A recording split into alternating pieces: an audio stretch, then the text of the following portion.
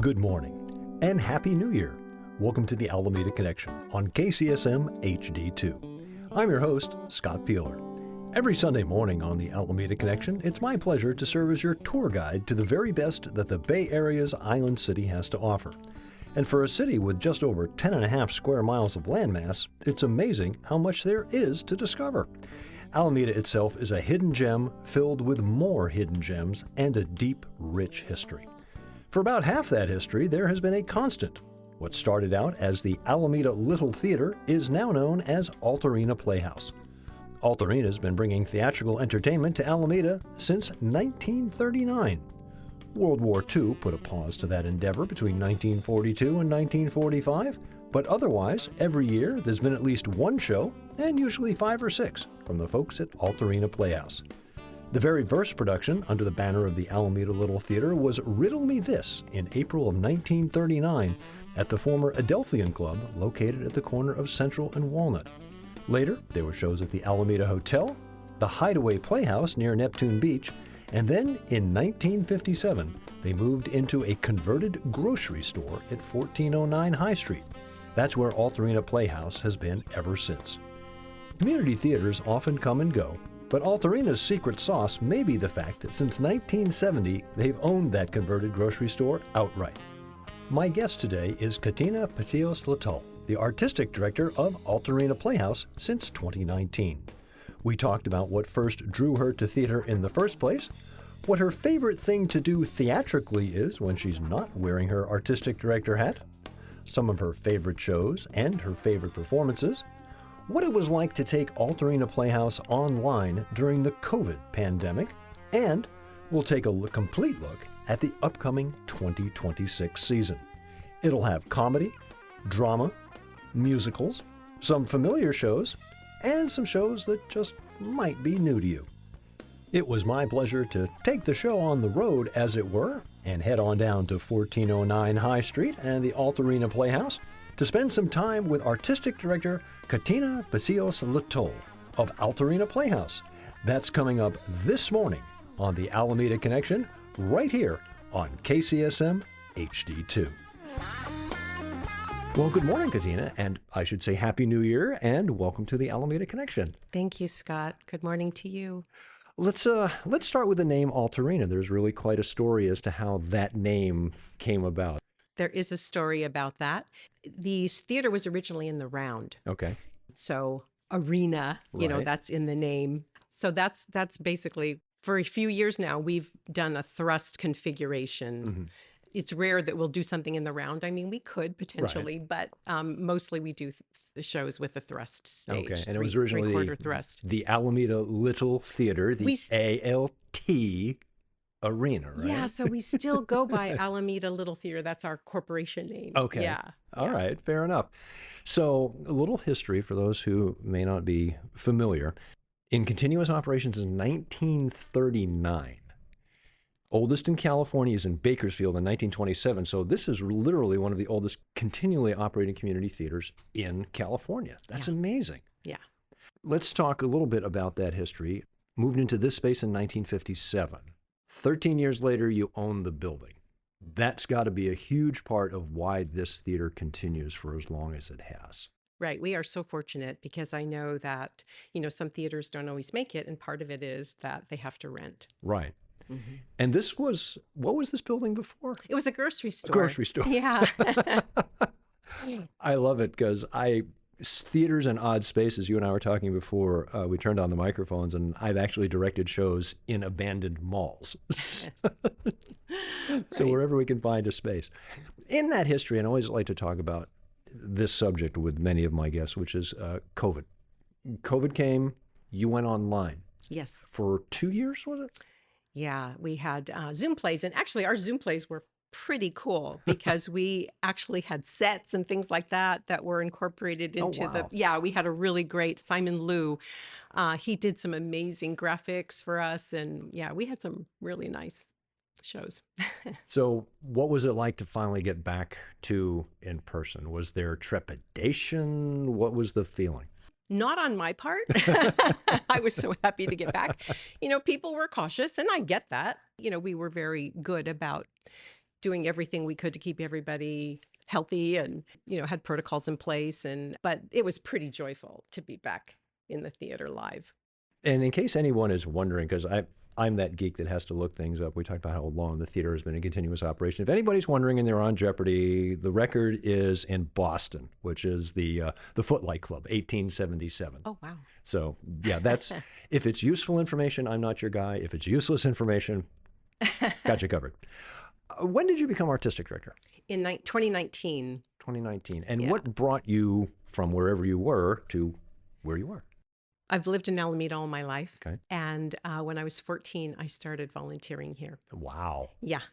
So I started working props, and then I did lights and did some acting, and then took a big break. Okay. Had a family, and then came back in 2005. Was in Crimes of the Heart here. Okay. So I started back, as my children got older, I started back in theater again. And then I started directing. Okay. And started out assistant directing, and then finally got a show of my own. My first solo show as a director was the Savannah Sipping Society, and that was here. And so then when the position came open, I thought, well, heck, I might as well throw my name in the hat. And it worked. What was the point in your life, maybe it was as a young person, where theater spoke to you? Growing up, my mother was a movie fan, Okay. So I grew up watching classic, 30s, 40s Sure. movies. And so performance and art in that way always interested me from childhood. And then, in school, doing, theater in school. Do you remember your first role? I was hooked. Oh my goodness. If you're talking about, well, I was like a little flower in an Easter thing in grammar school, right? So it started from there. Yeah, mine was actually Jack Pumpkinhead from the second Wizard of Oz book. Oh, wow. That's a good one. For those outside of the theater community, what does an artistic director do? Everything. Could you narrow that down? Well, yes, I can. The most important thing, and the most fun actually for me, is choosing the season. Mm-hmm. It's a lot of work, but it's really fun because you just read and read and Right. read and research and research. It's really important to pick a season that speaks to your audience. Mm-hmm. And we have some wonderful season subscribers that we've had for many years, so we kind of know what they like. Right. And sometimes you want to throw something in there that's going to challenge them, make them think. That's my favorite part of the job. But at Altarena, we don't have a production manager, so I take on that role Okay. as well. Your mom, you're you're pretty much everything for the back of house. The front of house is different. We have a general manager, Carrie Sure. Warfield, and we have great box office. David Salzer, Megan Moran is our front of house. So we have a wonderful team, but back of house is me. Okay. How many shows in a typical season? 5. 5. And how many plays do you think you read to get to that 5? Oh gosh. Oh my goodness. In a year, I probably read 20 or more Mhm. plays. Sure. And again, another question going back for those who are not immersed in the world of theater. What is a community theater? What separates it from other types of theater? Well, community theater, we're a lot more inclusive, Mhm. I think. First of all, we don't take AEA, we don't take union Okay. actors. Mhm. So anyone really has the opportunity Right. to come in and be part of what we do. Our standards are really high here, but we don't have the restrictions of a professional Sure, theater sure. where it's just a little tougher. But Right. we still do have some requirements as far as the talent and we just want to produce the best possible shows we can. What is your mix of, say, outright amateur first-timers to experienced vets who this is where they hone their chops? Yeah, I would say the majority is the experienced. Mhm. We surprisingly get some people that are new and we're blown away. That happens. Not as often, but it does happen. So we encourage people to give it a shot. What keeps actors, because I've seen the same names in some productions throughout a season, what keeps actors coming back to Altarena? Because they feel like family. Yeah. Yeah. It's really important for me to create an environment where people feel supported, valued. Hmm. Not only our actors, our production people Sure. also. We do this evening for every show where we call it a sponsor preview. So Okay. the people that generously give us money and sponsor our shows, we have an evening where the production people get up and talk about what they do. Oh, nice. And they talk about their art and they have their moment and they're asked questions and they love it. And that's where we show the respect for what they do, because we couldn't do this without those people. So everybody here is really loved and respected for what they bring to us. And I really do appreciate that acknowledgement of the crew. I was a theater educator for 3 years, and I had a requirement, which was if you got to your final senior show as an actor and you hadn't crewed, you weren't getting in the cast. If you got to your final senior show as a member of the crew and had never been on stage, I was throwing your backside on stage. It really made for a wonderful collective appreciation of what the other side was doing. So true. Yeah. I don't think until you're in their shoes, do Yeah. you know what it feels like. And of course, I had some great stage managers and whatnot. My all-time favorite stage manager joke: if you ask, I'll set you up. You ask me, how many stage managers does it take to change a light bulb? How many stage Done. managers? Exactly. And that's how our stage managers are. We have some great stage managers. Yeah. So your season starts January 23rd. People will be listening to this as the season is about to ramp up. Let's talk about the upcoming season. Okay, we're opening with a really funny play called Fully Committed. It's by Becky Mode, and it is directed by Kimberly Ridgway. And this is about Sam, who is a out-of-work actor who is working the reservation line at a very hot Manhattan restaurant. And everybody calls in trying to bribe him for the best table. All of the people in this show there's 40 characters played by goodness. one actor. Oh my goodness. Yeah. So is it just a one-person show? Yeah. Oh, gracious. Yeah. Oh, that sounds like a wonderful time. It's very funny. So what's after that? After that comes our musical, and it is Cole Porter's Anything Goes. And I see that it's an updated version. I was looking at the poster and it Yes, said, so how? 2022 version, because Okay. there were some racially insensitive things. And so we had talked about doing that show before, but it was just too, I didn't want to, Right. but now that they've redone the book, we're really excited to present it. And it's a tapping show. We did Pal Joey here a couple Right. of years ago, and people were just so excited about the tap. So I thought it would be really fun to bring in another Oh, tap fun. show. Yeah. And I was surprised with the space, which is not a particularly large space, but I mean, you fit some pretty big shows in like Grease. I know. I know. It was surprising. Our wonderful set designer, Tom Curtin, did some really cool things where like the car was a Murphy bed kind of affair. So it just pulled it out of the set. Yeah. So we do some magic here. Yeah. So after Anything Goes, what then? And I just wanted to tell you, please. it's Laura Morgan is directing, Armando Fox is doing the musical direction, and Rachel King Campadonico is doing the choreography. Wonderful. Yeah. And when that goes dark, what's next? After that comes our drama, and it is Night Mother by Marcia Norman. It's directed by Sean J. West. This is a really gut-wrenching, beautiful piece, mother and daughter, just a two-hander, dealing with a very sensitive subject, dealing with suicide. And you've handled some pretty heavy shows here. I saw Clybourne Park was in there. You don't shy away from the tough ones. No, I think it's important. We're also a teaching arena. I mean, it's not only entertainment. Sometimes you have to poke people a little bit, Right. and I think they appreciate it. They might be reticent. It's like, oh, that's dark. Oh, I don't know. But then after they've experienced it, it's like, oh, okay. It was funny, and I could see that reaction in all oddity in a comedy. Last year, the Thanksgiving play, it was a hilarious show, but you could watch a few people who you could tell were getting their balloons pricked in the audience. They went, ooh, maybe that's me. Yeah, I hit some buttons for sure. Yeah. Oh my goodness, that play is so funny. That was an absolute riot. So then next show. After that comes Fallen Angels, which is Noel Coward, and I will be directing that one. And it takes place in London, 1920. It's a farce. It's very funny. Oh. Yeah, and I figured something light. We don't typically do a farce in our 4 slot. Okay. But after Night Mother, I thought we need a little breath of fresh air. Little palate cleanser, as it were. Yes, yes. Very good.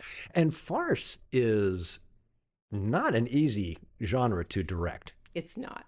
I will find that out, won't I? And here's a hint from an old director to a director, is that if you ever really need to, if the actors aren't getting it, just send them home to watch Faulty Towers. Oh my goodness. Yes, I know Faulty Towers well. I've used that in a couple of shows, and people have come back going, "Oh, that's farce." I'm like, yes. That's what it's supposed to look like. And what closes out the season? The Lion in Winter by James Goldman, directed by Angela Mason. 1183 Christmas, and the Plantagenet family is, they're at each other's throats, vying for power. It's a beautifully written play. Not only is it, historically relevant, but it is funny. I mean, it's really written, it's very cleverly written. And family dynamic at Christmas, not that that happens anymore, right? So what drew you to the show that you'll be directing next season?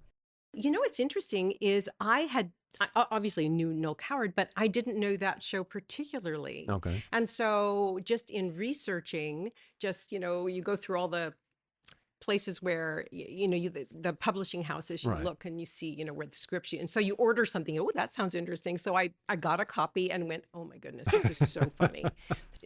Just like that, just doing your research. Fantastic.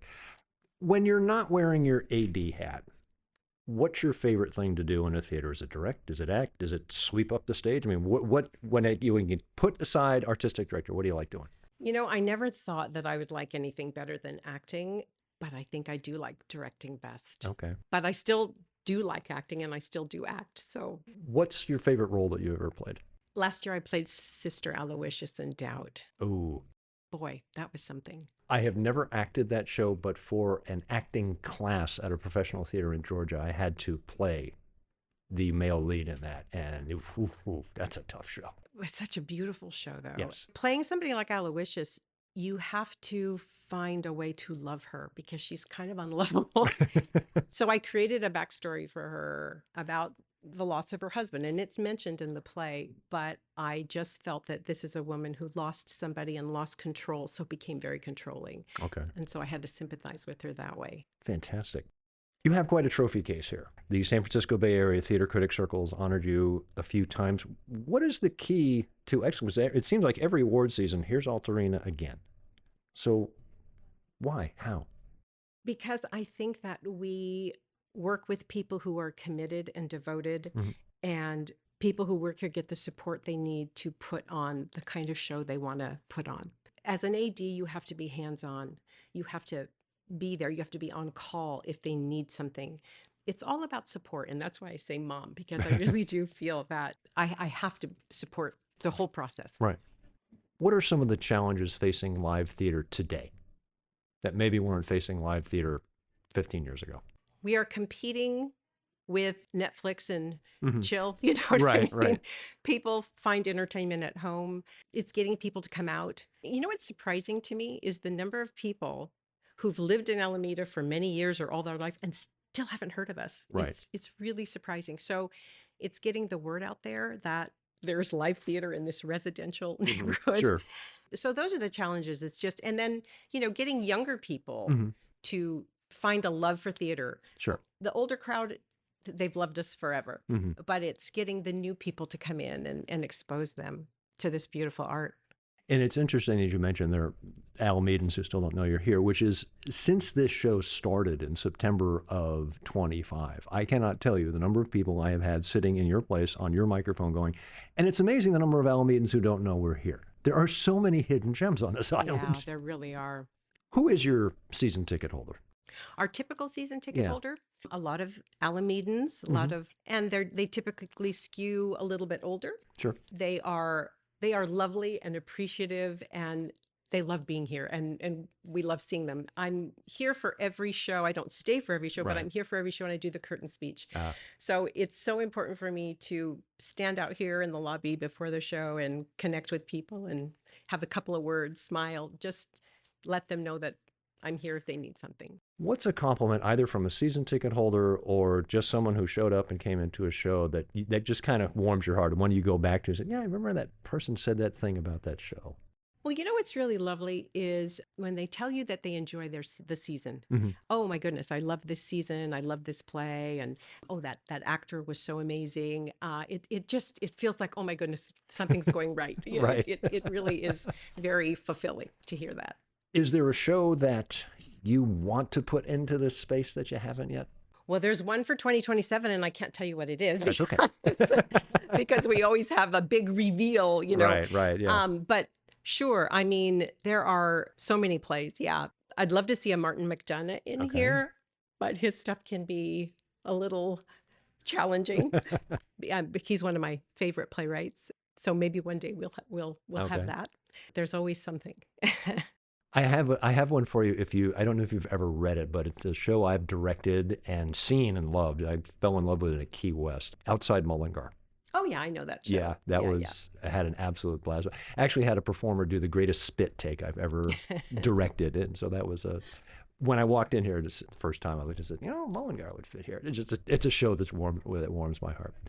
What if someone wants to try their hand at auditioning? So the best way is to go on our website, and the auditions are posted on our website. You can also sign up for audition emails. Go to the website, and we have a MailChimp that goes out for every show that there's where we audition people. It's also on social media, Facebook. We post it on Facebook when there's an audition to the Bay Area theater Right. groups on Facebook. So yeah, just look out for those audition notices. And what if someone says, you're not getting me on stage, but I'd like to help? Where do you need some help? If you've got experience in backstage work, Mhm. we'd love to have you. We have everything from props and costumes and lighting and sound. We have all those needs. Mhm. Contact artistic director at altarena.org. And what if someone has experience and they're saying, I'd like to direct there? What's the process in finding your directors? I would have to interview a director. It's really important to have somebody who understands how we work. Sure. And someone who is willing to be collaborative. And I get a feel for somebody when I speak to them to see if they have the vision that we have. What is the favorite play? Now, you mentioned enjoying the experience of doing Doubt. I'm going to split this into two. The favorite play you've performed in, and then your favorite performance, if it's not the same show. The best time and whatnot, even if it wasn't your best performance, your favorite play, and then if it's separate, what was your personal favorite performance that you've done? Well, my favorite performance that I've done was Sister Aloysius. Okay. But if you're talking about where I had the most fun Sure. in putting a show together, Sure.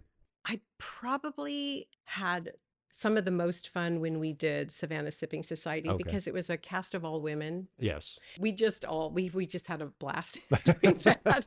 It was really fun. A good friend of mine acted in that show back in Georgia, and let me tell you, that show plays well Yeah. in Georgia. Yeah, I'm sure it does. I'm sure it does. What's a show that when it came onto the season, you went, it's going to be a bit of a trick getting it into this space, making it work in what we have to work with. And then at the end of it, you walked away saying, wow, that really worked well. Just a surprising show to fit this space. This is probably my favorite show that I've directed. Okay. And it is The Quality of Life. Okay. I don't know if you know that play, but I know the name. I couldn't. Okay. It's such a beautiful play, and it takes place in the Bay Area. It's after a fire in the... That's why I Yes. remember it. Yes. Yes. We put a yurt on stage. Okay. And so that was quite a challenge, and it was a beautiful set, just beautiful. The acting, the actors I had in that, it's a very touching, gut-wrenching drama. Oh, that was a beautiful experience. But the yurt on stage was really quite an accomplishment. I absolutely love it. What do you think is the biggest misconception that people have about Altarena? That maybe we aren't accessible, Mhm. that maybe they wouldn't be welcomed, or I don't know. As far as a performer goes, some people might be nervous we're really welcoming and friendly. So here's the elevator pitch. You should come to see a show at Altarena because... We put on quality productions, and we are welcoming and friendly and fun. What keeps you coming back to the office? You've been at this since 2019, came through COVID, you're still here. You've been involved with the theater for a long, long time. What keeps you coming back? It's my home. I mean, I started when I was a kid, and when I walk in here, I still get tingles and excited, and it just fits. It's where I belong. you're a 501c3, correct? Mm-hmm. How, obviously, answer donations, but how are all the ways that people can support what Altarena is doing? You can support us by becoming a season subscriber, which is a lovely way, and then you get to see all of the shows. We do have a sponsorship program where you can sponsor a show or the full season. Okay. And there's information about that on our website. Okay. When you sponsor a show, you get all these perks, you get comps, you get to be announced before every show. We give our gratitude to you by saying your name. We have, sometimes we have campaigns for certain needs of the theater, Right. like things in the building, like we have got a roof campaign going. A roof campaign. A roof campaign. So yeah, there are many ways to support us, tax deductible support, Sure. and you can find those on our website. Here's the question I always like to trip up all my guests with, and we'll take your time. You have a guest coming in to Alameda. You have to take them to 3 meals at 3 different restaurants on the island. Where are you going? Oh, wow. Okay. Trabuco, Saltbreaker, and... It can be snacks and bites and things. Okay. Oh, Tahina at the marketplace. Very good. Okay, so wonderful Middle Eastern Trabuco, food. Saltbreaker, and that. Congratulations, you have won the award for answering that question faster than any guest in the history. Oh, wow, that's impressive.